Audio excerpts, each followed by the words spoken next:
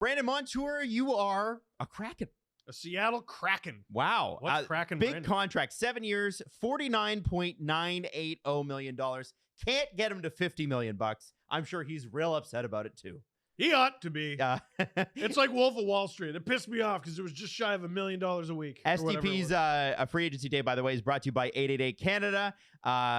Boasts over 1,000 slots and table games, making it the premier online casino in Ontario. And 888 Sport provides extensive betting markets in the NHL, MLB, NFL, CFL, soccer, basketball, and many other sports. Seamless and enjoyable user experience. Now, let's talk about Brandon Montour and what he's going to bring to this new look Seattle defense, because when you add a guy like him, you can't call it anything else. It's got to be a brand new look. It is new look, but I'm looking at it right now.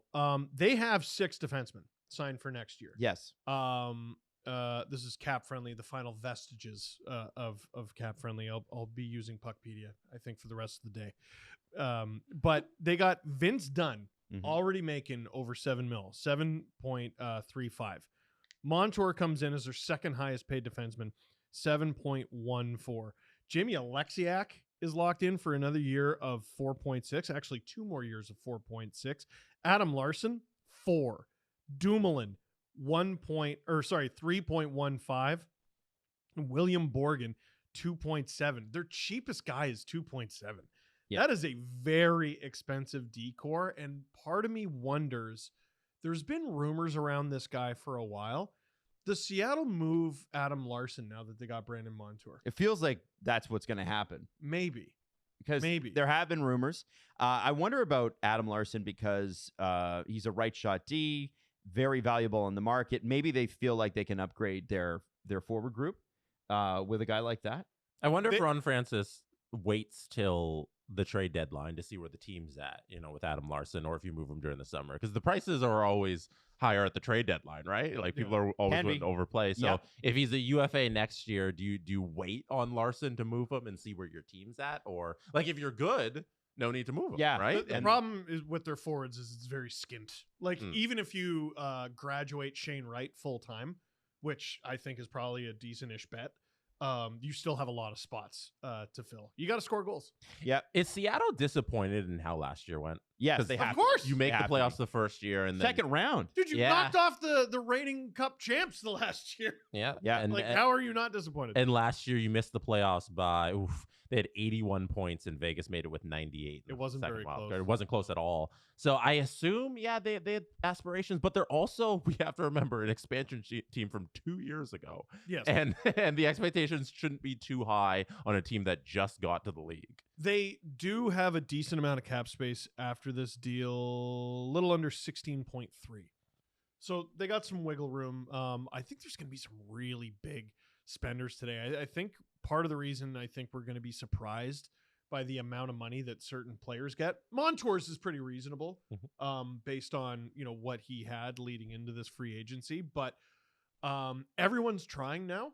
Like, I'm not punching down at the Coyotes, but they handed Utah a team with something like $44 million in cap space and a desire to actually spend it. Right. Right? So teams like Utah, teams like Seattle who have a lot of space, some of the teams at the bottom who don't want to be at the bottom anymore, there's a lot of spenders, and therefore it's a great time to be a free agent. Absolutely. But the music will stop at some point because there's a lot of money being thrown around. So if you're a free agent, you want to get in there. Montour did. Now let's talk about his progression over the last few years, because this is a guy who kind of was, left for dead after his time in Buffalo. Nazem Kadri described him, mic'd up, as a shitty effing hockey player on a shitty effing team when he was with the Sabres, and I think Kadri was on his first year with the Avalanche.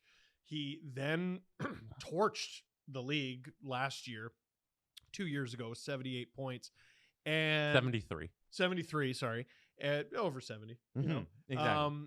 But he then took a step back, but the team took a major step forward, and his name is forever on the Stanley Cup. This is a guy who can rush the puck.